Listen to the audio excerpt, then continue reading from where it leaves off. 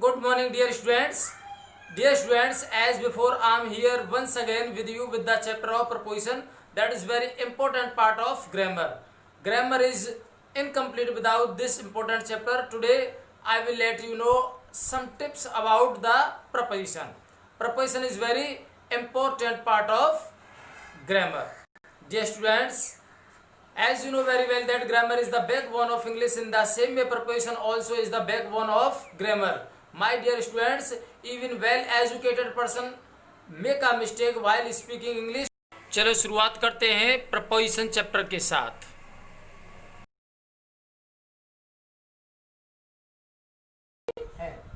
तो देखिए पहला सेंटेंस हमारा What has your mother cooked?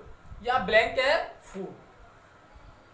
आपकी माँ ने क्या पकाया है। अब भोजन से पहले यानी कि फूड से पहले यहाँ कोई एक प्रपोजिशन आता है, आप गैस कीजिए कि क्या प्रपोजिशन हो सकता है। इन, इनटू, फॉर, विद।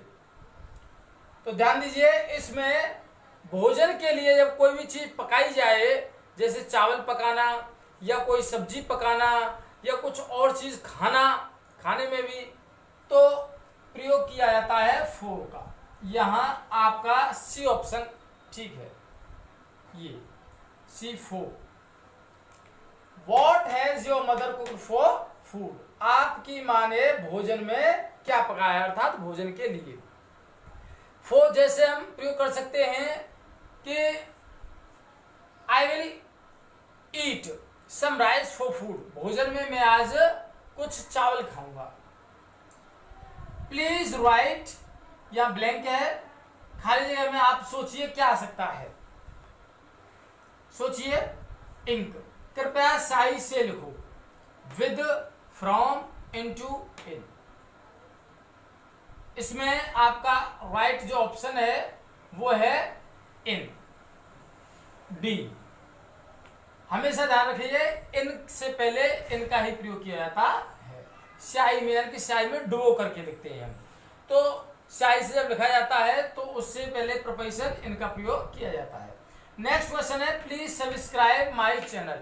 अब देखिए ये तो आपने मेरे मुंह से भी सुना होगा, बहुत सारे यूट्यूबर्स जो यूट्यूब क्रिएटर होते हैं वो आपको बताते हैं कि भाई हमारे चैनल को सब्सक्राइब कीजिए। तो सब्सक्राइब के बाद में क्या आपको लगता है कोई प्रपोजिशन आता है? अगर नहीं आता है तो नो प्रपोजिशन, ऑप्शन हमारा डी। C with. अगर टू का प्रपोजिशन लगाते हैं तो बी ऑप्शन सही रहेगा हमारा, और अगर बाई प्रपोजिशन है तो ए। बताइए आप गैस कीजिए कि प्रपोजिशन इसमें आएगा या नहीं। अगर आता है तो कौन सा, नहीं आता है तो doesn't matter, no proposition. Yes, इसमें ऑप्शन है टू।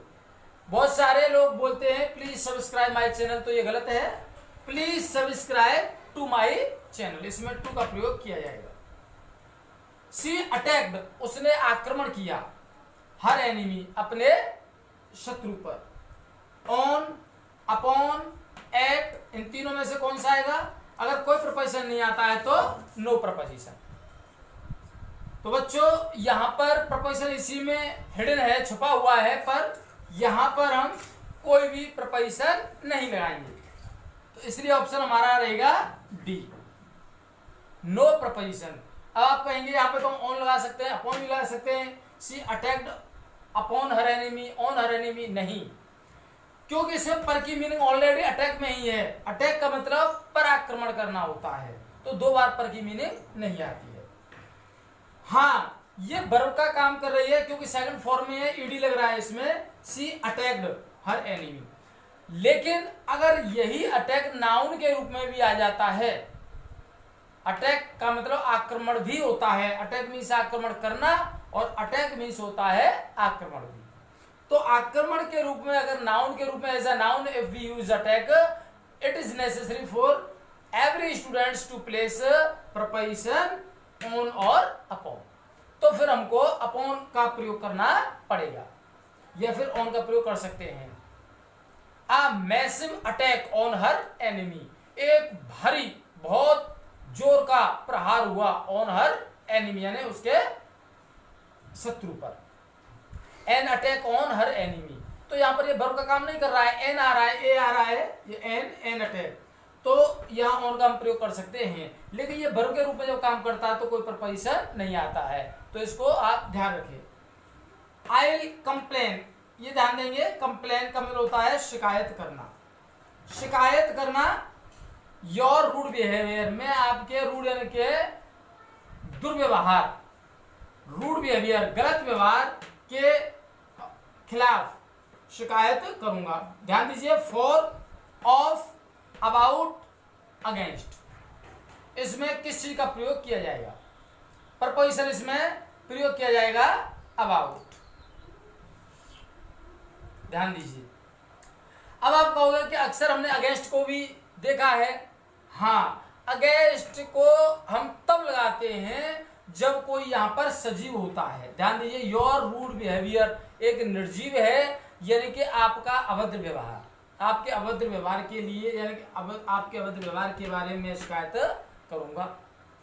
अगर यहाँ पर कोई व्यक्ति का नाम होता, I will complain against, I will complain against you, मैं तुम्हारे खिलाफ शिकायत करूंगा, तो अगेंस्ट का प्रयोग हो सकता था।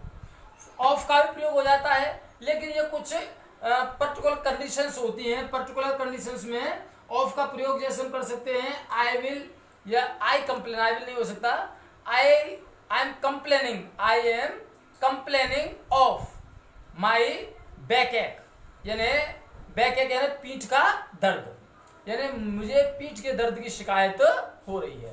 तो कंप्लेन के बाद ऑफ का तब प्रयोग किया जाता है जब कोई बीमारी जैसी शिकायत हमको महसूस होती है, तो ऑफ का प्रयोग किया जाएगा। ध्यान रखना, वो इसलिए आपको बताया जा रहा है कि आप सोच सकते हैं कि हमने तो कंप्लेन के बाद ऑफ भी लगा देखा है, अबाउट भी लगा देखा है, अगेंस्ट भी लगा देखा है, तो कैसे पता चलेगा कौन सा प्रपोजिशन आएगा?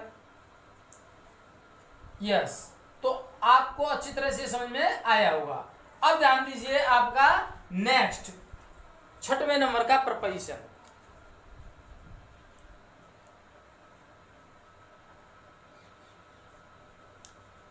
यहां आपको लग रहा है मंडे, मंडे मॉर्निंग, यानी सोमवार की सुबह I left for my village, मैं अपने गांव के लिए चल दिया। तो यहां आपको दिखाई देगा कि ये 4 प्रपोजिशंस जो दिए हुए हैं, पहला है ए में इन, दूसरा विद, तीसरा ऑन और चौथा एट। तो इसमें कौन सा ठीक है? आपने सोचा होगा कि मॉर्निंग, इवनिंग, इनसे पहले इनका ही प्रयोग किया जाता है, लेकिन यहां पर आपका प्रपोजिशन आएगा ऑन, ऑन का प्रयोग किया जाएगा। ऑन का प्रयोग इसलिए किया जाएगा क्योंकि यहां ये एक निश्चित समय है, निश्चित समय के ऑन मंडे मॉर्निंग, यानी कि सोमवार की सुबह I left for my village, मैं अपने गांव के लिए चल दिया। तो इस प्रकार से आप ध्यान देंगे, यहां पर प्रयोग ऑन का होगा, इन लगा देंगे तो गलत हो जाएगा। तो बच्चों, आपको हमने ये 6 प्रपोजिशंस के बारे में बताया। अब नेक्स्ट प्रपोजिशन जो कि कॉमन मिस्टेक से हैं, उनको हम आपको बताते हैं।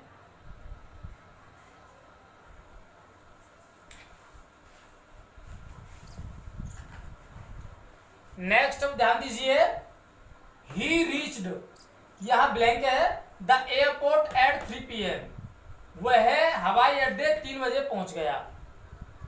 इसमें प्रपोजिशन इन, एट, इनटू, नो प्रपोजिशन, तो यहां पर आपका आंसर होगा डी, नो प्रपोजिशन। ध्यान रखना, रीच के बाद कोई भी प्रपोजिशन का प्रयोग नहीं किया जाता है। हाँ, रीच के बाद अगर आउट लगी हुई आ गई तब हम प्रपोजिशन का प्रयोग कर सकते हैं। We should pay our bills, हमें अपने बिल का भुगतान करना चाहिए समय से। से की मीनिंग यहां पर हम क्या लगाएंगे? Into, in, on, at. Guess कीजिए क्या हो सकता है, अनुमान लगाइए। नहीं पता? ध्यान दीजिए, तो इसमें हम प्रयोग करेंगे we should pay our bills on time. On time यानी कि ठीक समय पर, बिल्कुल एग्जैक्ट जो राइट टाइम होता है उस पर जब हम कोई कार्य करते हैं तो ऑन का प्रयोग किया जाता है। और बिल्कुल एग्जैक्ट राइट टाइम से जरा सा पहले अगर कोई कार्य होता है तो इनका प्रयोग किया जाता है। जैसे हमको स्कूल जाना चाहिए समय से, तो यहाँ पर ऑन का प्रयोग नहीं करेंगे। समय से का मतलब ये है बिल्कुल ठीक स्कूल स्टार्ट हो तब हमको स्कूल जाना चाहिए, तो ऐसा तो हो नहीं सकता है। तो जरा सा हमको पहले जाना चाहिए, तो हमको करना पड़ेगा कि वी शुड, यानी कि स्टूडेंट्स जो जाते हैं, the students should go to school in time. On time करेंगे तो गलत हो जाएगा। ऑन टाइम केवल बिल्कुल उस समय के लिए आता है जो बिल्कुल एग्जैक्ट राइट टाइम हो, जिस पर कार्य होने ही वाला हो। Who is the phone, phone पर कौन है, यानी इन, ऑन, एट, नो प्रपोजिशन। जब भी हम किसी से बात करते हैं और किसी से फोन पर बातें चल रही होती हैं, तो हम पूछ सकते हैं भाई फोन पर कौन बात कर रहा है, तो हम प्रयोग करते हैं ऑन का। यहाँ आपका ऑप्शन ठीक है बी।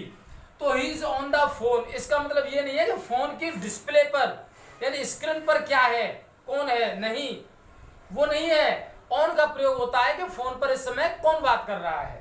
तो यहाँ ऑन का मतलब पर से होता है। हमने एक फोन का आपको उदाहरण पहले भी दे दिया था प्रपोजिशन का, जिसमें ओवर और ऑन का प्रयोग किया जाता है फोन से पहले।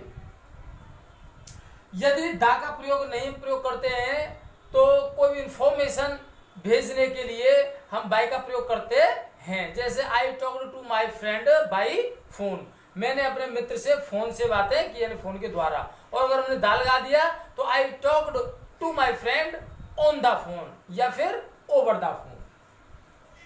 आई एम अ गुड स्टूडेंट, मैं एक अच्छा विद्यार्थी हूं। आगरा विश्वविद्यालय का, ध्यान दीजिए, आप गैस करिए और बताइए कि इसमें कौन सा प्रपोजिशन हो सकता है। आगरा विश्वविद्यालय का मैं एक अच्छा विद्यार्थी हूं।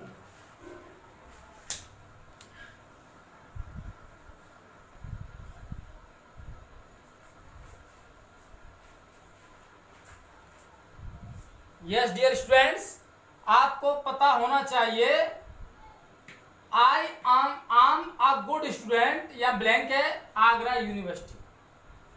अब आपको बहुत ही इंपॉर्टेंट बात बताने वाले हैं हम, कि आपको लगता होगा कि ये ऑफ भी ठीक हो सकता है, इन भी ठीक हो सकता है, फ्रॉम भी ठीक हो सकता है, एट भी ठीक हो सकता है, बट आपको ध्यान रखना है कि you have to pick out the most suitable alternative. आपको सबसे ज्यादा जो सूटेबल विकल्प है वो आपको चुनना है। तो हो सकता है आपने कहीं न कहीं ऑफ भी देखा हो लगा हुआ, इन भी देखा हो, फ्रॉम भी देखा हो, एट देखा हो, लेकिन आज हम आपको एक बहुत ही सीक्रेट बताने वाले हैं, बहुत ही बड़ा सीक्रेट बताने वाले हैं कि चारों ही प्रयोग किया जा सकते हैं, बट इन व्हाट स्टेट, यानी कौन सी स्थिति में इनका हम प्रयोग किया जा सकते हैं, in which condition we can use all of the prepositions. Yes, ध्यान दीजिए, सबसे पहले तो हम आपको बताते हैं कि इसमें प्रपोजिशन का जो प्रयोग किया जाएगा वो प्रपोजिशन का प्रयोग किया जाएगा एट।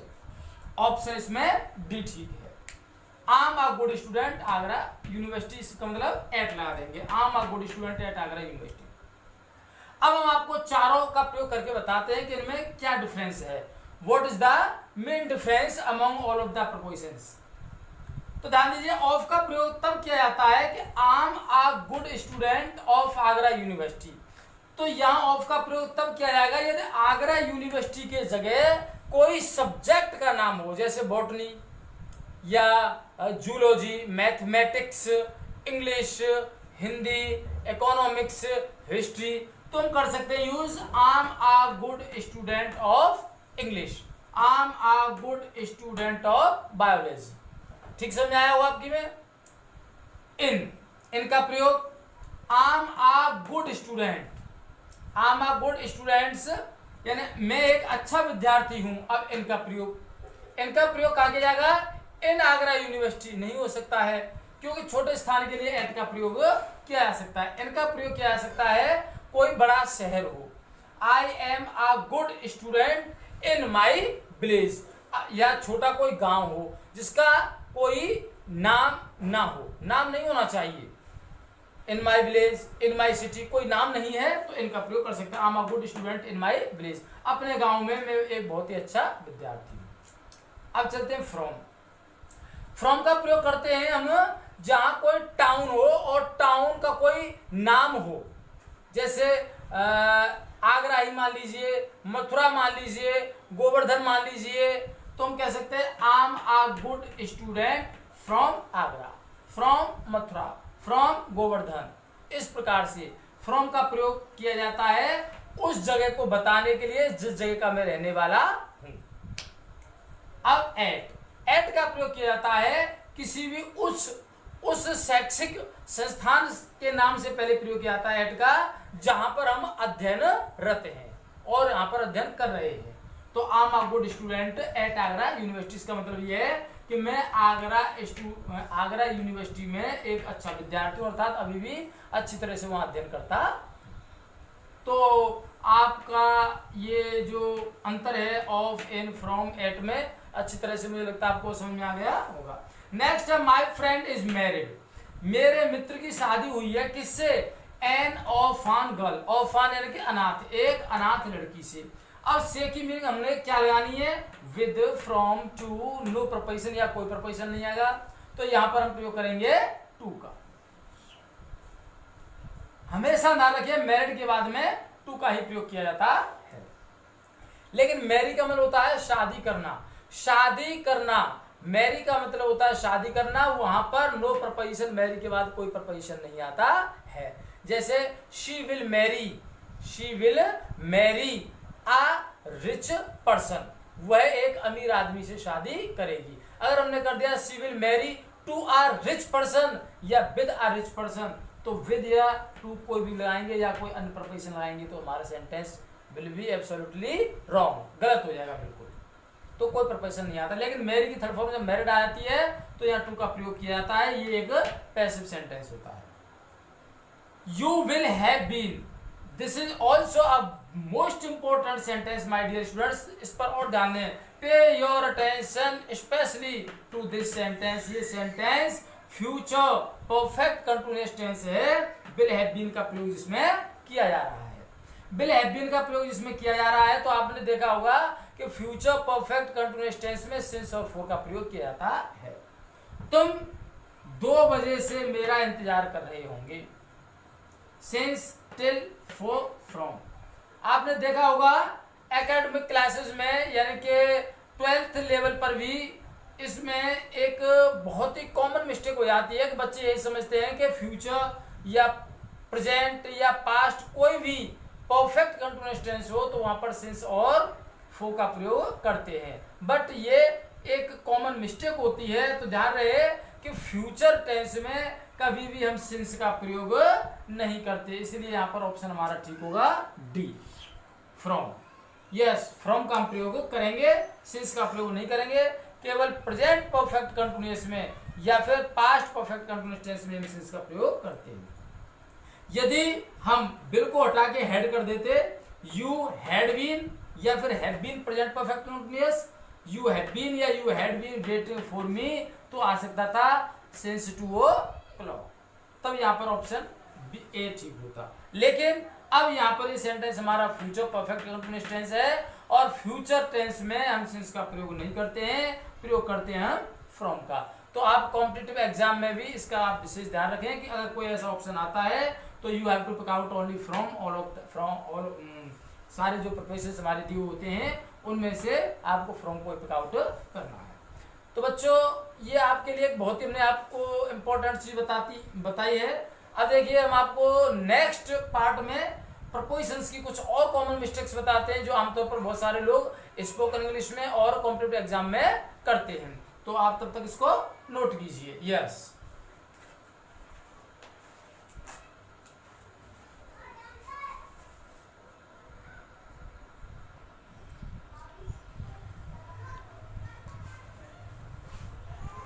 यस डियर स्टूडेंट्स, अब ध्यान दीजिए 30 नेक्स्ट हमारा क्वेश्चन है, have you ever been Mumbai?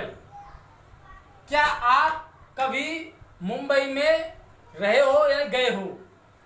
कोशिश कीजिए आप इसमें कौन सा प्रपोजिशन आ सकता है। What proposition may be placed here in, into, at, to. तो मुझे लगता है कुछ विद्यार्थियों का मानना होगा कि इसमें इन प्रपोजिशन का प्रयोग किया जाएगा। क्योंकि ये बड़ा शहर है, छोटे शहर के लिए एट का प्रयोग किया जाता है। लेकिन ये बिल्कुल गलत है।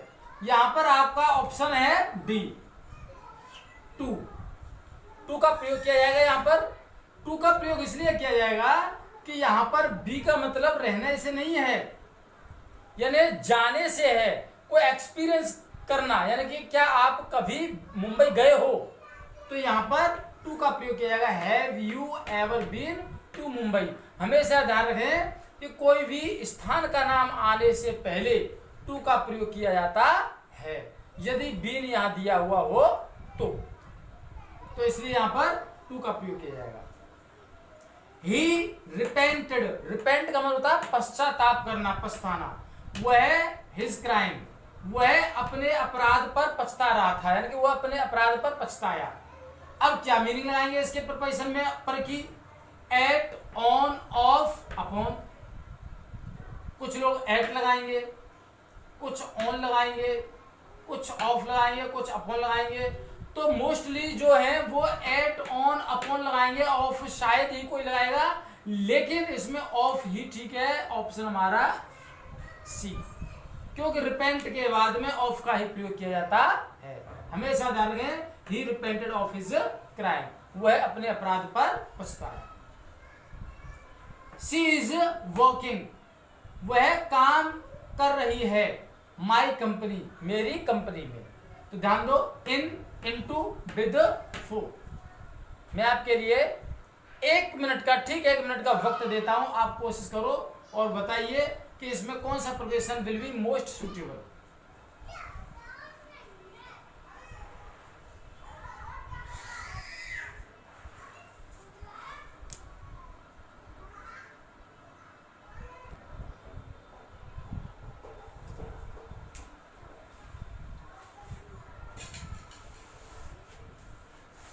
यस, आपको पता चला होगा कि इसमें कौन सा preposition will be the most suitable. She is working. देखिए मैं आपको बता देता हूं, इसमें इनका प्रयोग कर सकते हैं, विद का प्रयोग कर सकते हैं, फॉर का प्रयोग कर सकते हैं, और तो और हम यहां ई ऑप्शन में एट का प्रयोग भी कर सकते हैं। अब बात यह है कि यदि ये सारे प्रपोजिशंस अगर आ जाते हैं एग्जाम में, तो इनमें से हमको एक ही पिक आउट करना है, that is the most suitable preposition. तो वो कौन सा प्रपोजिशन विल बी देयर, कौन सा होगा? तो चलिए हम आपको बताते हैं कि इसमें इनका प्रयोग और एट का प्रयोग लगभग सेम होता है। She is working in my company या एट माई कंपनी, वह मेरी कंपनी में काम कर रही है।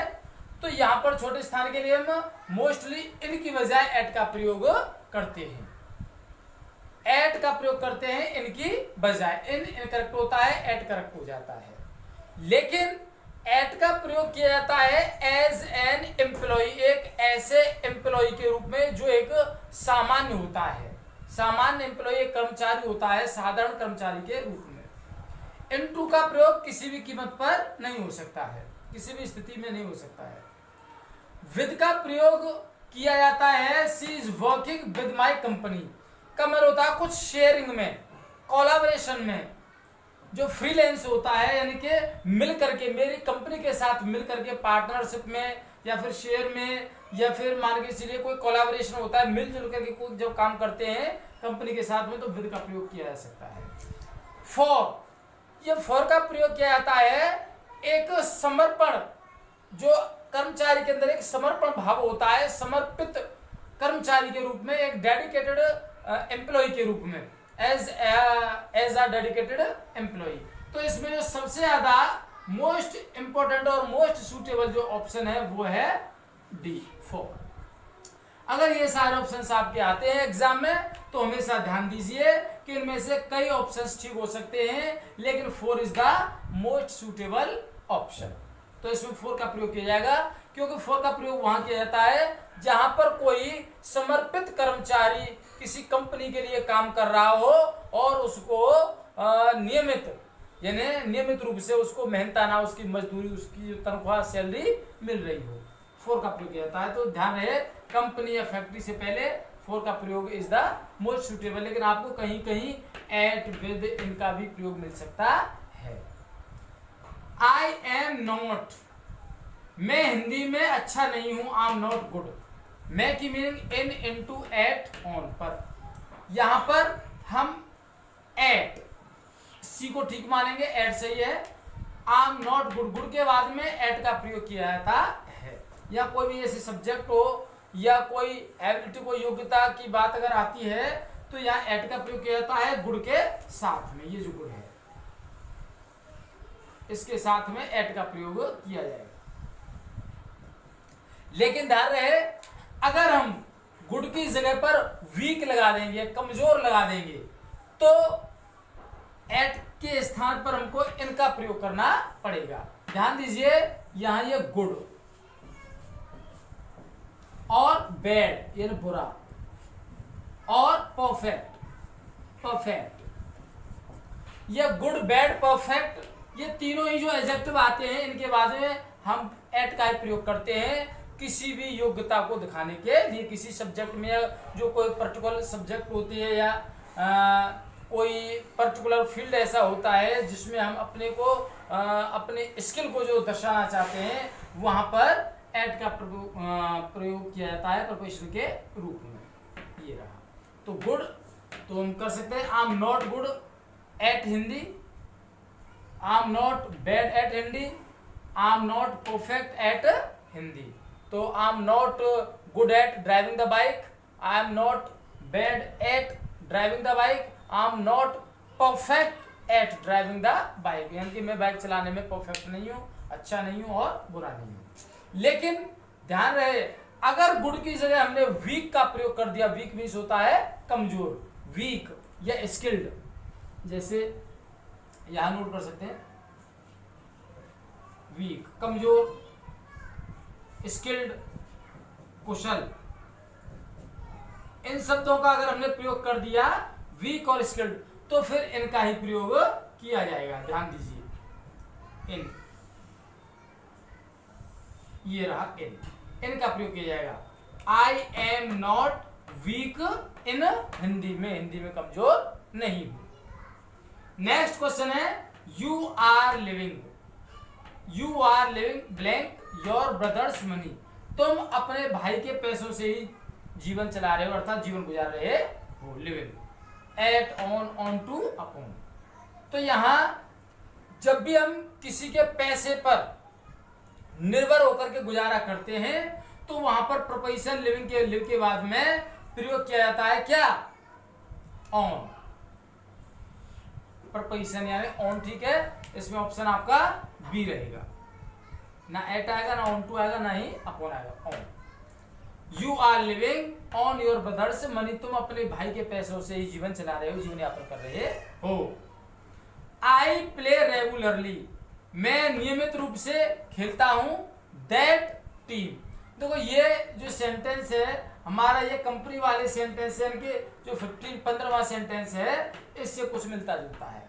जिस प्रकार से यहाँ पर फोर का प्रयोग किया गया, इसी प्रकार यहाँ दैट टीम यहाँ भी फोर का ही प्रयोग किया जाएगा।